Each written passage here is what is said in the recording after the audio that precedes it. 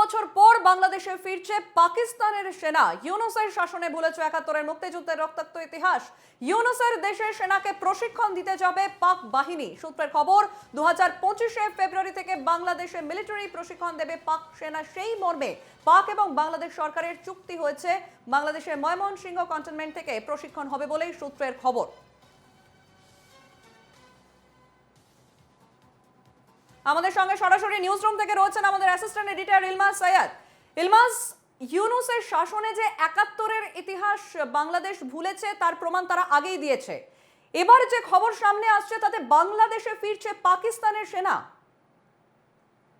একেবারে সঞ্চারী, যদিও বাংলাদেশ আর্মির তরফ থেকে এই খবরকে ভুল তথ্য বলে উড়িয়ে দেওয়া হচ্ছে, তবুও নয়াদিল্লি মারফত যে খবর আমরা পাচ্ছি, সূত্র মারফত যে খবর পাচ্ছি, একেবারে কনফার্ম খবর যে ফেব্রুয়ারির ২০২৫ সাল থেকে এই ট্রেনিং শুরু করা হবে। এই ট্রেনিং মনমোহন সিং এর ক্যান্টনমেন্ট থেকে স্টার্ট করা হবে। ৪টে ক্যান্টনমেন্টে প্রথম করা হবে। এই মনমোহন সিং এই কিন্তু বাংলাদেশের মিলিটারির ট্রেনিং কমান্ড রয়েছে। আরো যে খবরটা আমরা পাচ্ছি যে এই প্রস্তাব কিন্তু বাংলাদেশের তরফ থেকে পাকিস্তানের কাছে যায়নি, বরং উল্টো পাকিস্তানের তরফ থেকে এই প্রস্তাব বাংলাদেশকে দেওয়া হয়। এবং যিনি দিয়েছেন এই প্রস্তাব, তার নাম general Shamshad Mirza, S Shahir Shamshad Mirza. General Shahir Shamshad Mirza joint chief of staff কমিটির চিফ, অর্থাৎ একজন হয় সেনাপ্রধান এবং ৩টি সামরিক বাহিনী মিলিয়ে যে চিফ অফ সার্ভিস হয়, তার যে প্রধান, সে তাকে বলা হয় joint chief of services committee. এবং তার chief general S Shamsir Shamshad, তিনি নিজে এই প্রস্তাব বাংলাদেশকে দেন। এবং যা সূত্র মারফত আমরা জানতে পারছি, বাংলাদেশ এই প্রস্তাবে সাই দিয়েছে। ২৫ ফেব্রুয়ারি ২০২৫ থেকে এই ট্রেনিং শুরু হবে। ৪টি ক্যান্টনমেন্টে শুরু হবে। মনমোহন সিং প্রথম। মনমোহন সিং যেহেতু ওদেরকে মানে ওই দেশের ট্রেনিং কমান্ড, সেখান থেকে এই কমান্ড শুরু হবে। এবং শুধু তাই নয়, প্রায় ১ বছর চলবে। এবং এর পেছনে যে আইএসআই এর মদত রয়েছে, আইএসআই এর হাত রয়েছে, এ নিয়ে আর সন্দেহ থাকছে না। সঞ্চারী, একেবারে ইলমাস, আমরা সেই খবর ইতিমধ্যেই আমাদের সামনে আসছে। ৫৩ বছর পর বাংলাদেশে ফিরছে পাকিস্তানের সেনা। ইলমাস, গতকালই আমরা যেমনটা দেখেছি যে চট্টগ্রাম বন্দর, সেখানে এসে পৌঁছেছিল পাকিস্তান থেকে এক্সপ্লোসিভ, যে খবর তুমি আমাদের সামনে রেখেছিলে। এবং আজকে এই খবর সামনে আসছে যে বাংলাদেশে পাকিস্তানের সেনা ফিরছে। একেবারে সঞ্চারী, শুধু এই দুটি খবর না, তারপর আজকে আবার বাংলাদেশের এয়ারপোর্ট থেকে আমরা দেখেছি আর্মস বরামত হয়েছে। সেখান থেকে আর্মস রিকভার করা হয়েছে। প্রচুর পরিমাণে অস্ত্র ভান্ডার রিকভার করা হয়েছে। মেড ইন ইটালি, জার্মানি এবং নর্থ কোরিয়ার আর্মস। জার্মানির আর্মস সিস্টেম। তোমাকে একটু থামাবো, আমাদের সঙ্গে এই মুহূর্তে ফোন লাইনে রয়েছে লেফটেন্যান্ট জেনারেল উৎপল ভট্টাচার্য। ইলমাস, আসছে যে পাকিস্তানি ট্রুপস এবার বাংলাদেশ ট্রুপসকে ট্রেন করবে। ফেব্রুয়ারি ২০২৫ থেকে এই ট্রেনিং শুরু হবে। যদিও পাকিস্তানি আর্মির তরফ থেকে এই গোটা ক্লেমকে ভুয়ো বলা হয়েছে, আপনার কি মনে হয়, is there any truth behind this news?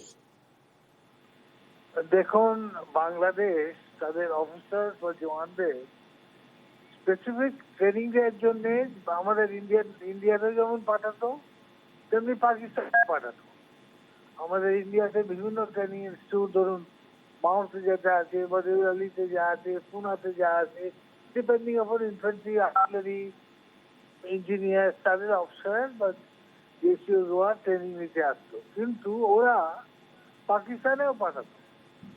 পাকিস্তানেও যে ট্রেনিং এস্টাবলিশমেন্ট বিভিন্ন জায়গায় আছে, সেখানেও পাঠাতো। এরকম নয় ওরা পাঠাতো না। হ্যাঁ, ৭১-এর পর, তারপরে ধরুন ৭-৮ বছর পাঠায়নি, যতদিন মুজিব শাসন ছিল।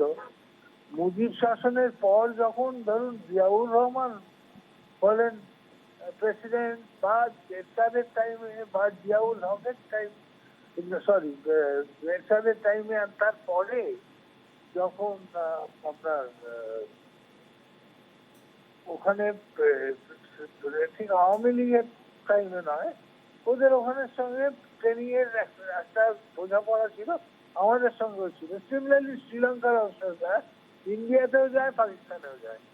এখন এই ট্রেনিংটা অন্য মাপের ট্রেনিং। এরাও they are trying to get an institutionalised training instructor from Pakistan to train them in some different warfare.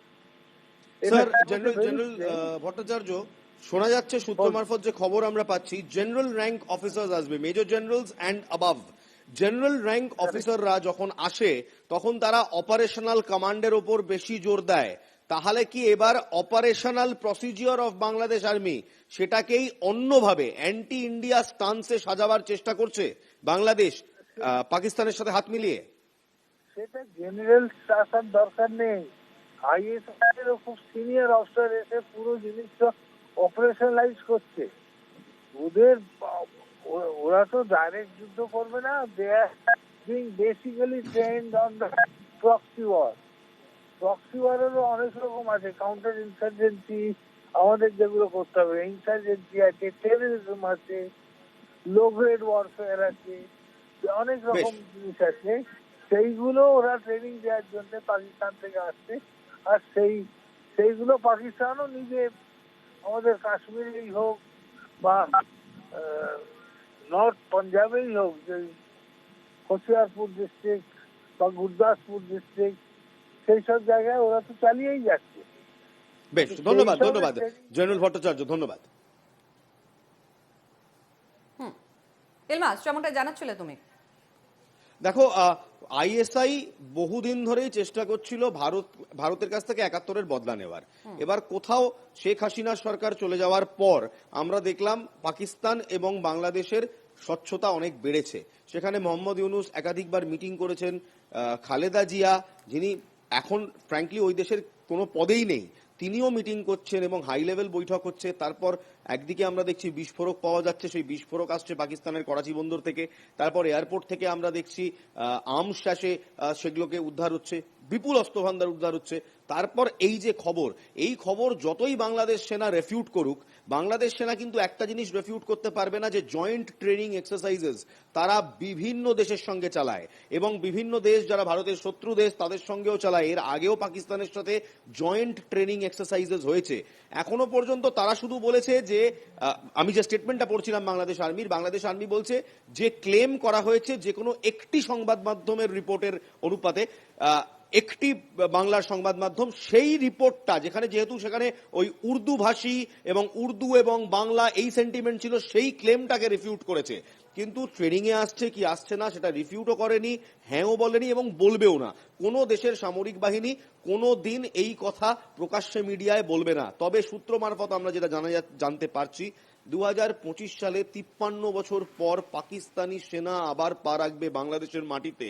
এটা নির্বিঘ্নে, নির্দ্বিধায় ভারতের জন্য উদ্বেগ বাড়াবে এবং কোথাও এরপর হয়তো ডিপ্লোম্যাটিক অ্যাপ্রোচ আর বেশি দিন চালানো নাও যেতে পারে, এমনটাই রাজনৈতিক মহলে একাংশের আশঙ্কা। সঞ্চারী, বেশ, একেবারেই ধন্যবাদ ইলমাস। আমাদের সঙ্গে সরাসরি নিউজ রুম থেকে ছিলেন আমাদের অ্যাসিস্ট্যান্ট এডিটর ইলমাস সৈয়দ।